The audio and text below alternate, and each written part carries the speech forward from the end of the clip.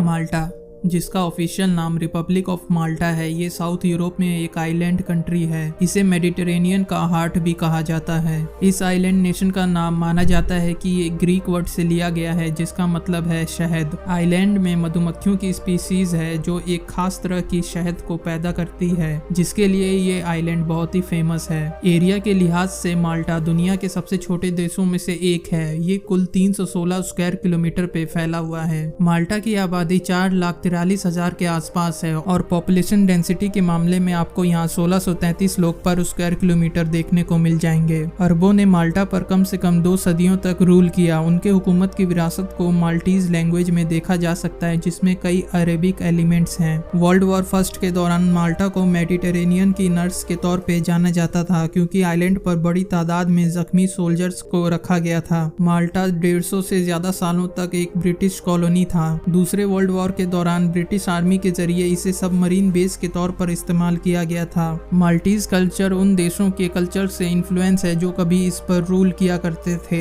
यहाँ की currency euro है, जो भारत की करेंसी के 85 रुपए के बराबर है। यहाँ की ऑफिशियल लैंग्वेज माल्टीज और इंग्लिश है। क्या आप यकीन करेंगे, माल्टा की कैपिटल वैलेटा का कुल एरिया 0.8 स्क्वायर किलोमीटर है। ये इतना छोटा है कि सभी यूरोपियन कंट्री में सबसे छोटा नेशनल कैपिटल है। ये यूरोप का पहला प्लान किया हुआ शहर है। इस तरह से शहर को बनाने में लगभग 15 साल लगे, जो इसे दुनिया के सबसे तेजी से बनने वाले शहरों में से एक बनाता है। खाने पीने के शौकीनों के पास इस कंट्री में आने के लिए एक खास वजह है, क्योंकि माल्टा अपने बेहद डिलीशियस और खास तरह के क्यूजीन के लिए भी जाना जाता है। माल्टा में प्रॉपर्टी टैक्स नहीं लगता। दुबई, मोनाको, बहरेन और इजराइल जैसे कुछ शहर और देश ऐसे हैं जहां प्रॉपर्टी टैक्स नहीं लगते। माल्टा की यूरोपियन यूनियन में 4th सबसे बड़ी कार की ओनरशिप की लागत है। माल्टीज लोग बहुत ही कार के शौकीन होते हैं। इस कंट्री में आपको काफी वर्ल्ड क्लास आर्किटेक्चर भी देखने को मिल जाते हैं। 2011 से पहले इस कंट्री में बसों को उनके मालिक के जरिए अपॉइंट किए गए ड्राइवरों के जरिए ऑपरेट किया जाता था।